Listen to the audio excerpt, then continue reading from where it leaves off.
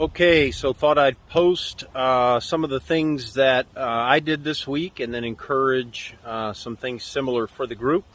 So today, Friday, just finished up with a set. Did a 500, 400, 300, then a 100 easy, then a 400, 300, 200, 100 easy, and then a 300, 200, 100, 100 easy. So a 3K set, and all on the 120 base per 100. The goal is to make it faster as you go. So the 400 faster than the 500 per 100 pace, and the 300 faster than the 5 and the 4. But then the next set going on, where you start off 3, 2, 1, you make that 400 faster than the 400 in the first round, and so on. So the last set, when we go 3, 2, 100, that's just going hard, hard, hard. So great opportunity to work on pace and just see how you're feeling. Also in that set, what I'd recommend is just the first set, 5, 4, 3, just kind of light on the fins, then start picking up the fin work in the second round, 4, 3, 2, and on the third set, the 3, 2, 1, just start jacking those fins and getting those legs ready. Monday, did a set, 3 rounds of 4 100s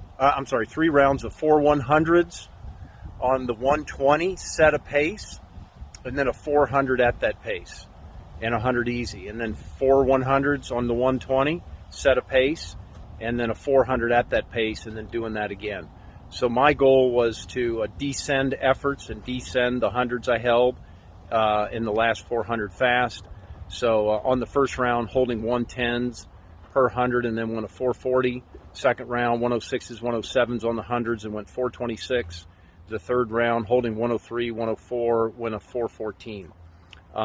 So in that set, we're really just working on, hey, I don't want to overswim the first part of a longer swim. You got to be in control.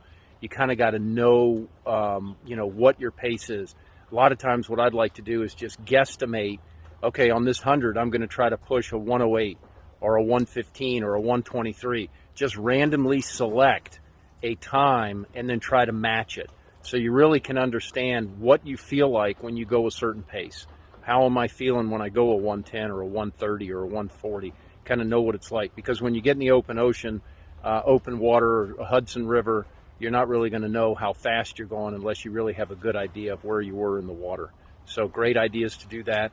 I would also do some straight up kicking, preferably without a kickboard, because it puts you in a different position than you'll be in when you're in the ocean. You really want to be really, planed out. A kickboard puts you up like that. Not saying never to use one, because there's a time and place for that. I certainly do. You can totally isolate the legs, but kicking on your side, just with head up, head down, or with your hands in the Superman glide, and I'll try to demo that when I get somebody to videotape me in the water. Some ideas.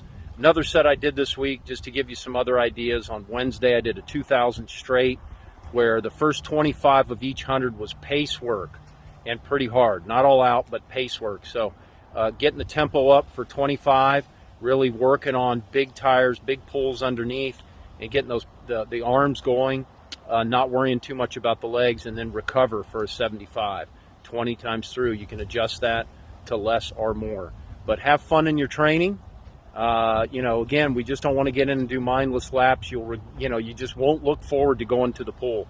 And we want to look forward to going to the pool. It's a lot of fun if you can be creative and know what you're doing. It's like going to the soccer field and practicing certain skills, certain energy systems, certain things you want to work on. So that's it for today, and talk to you next week.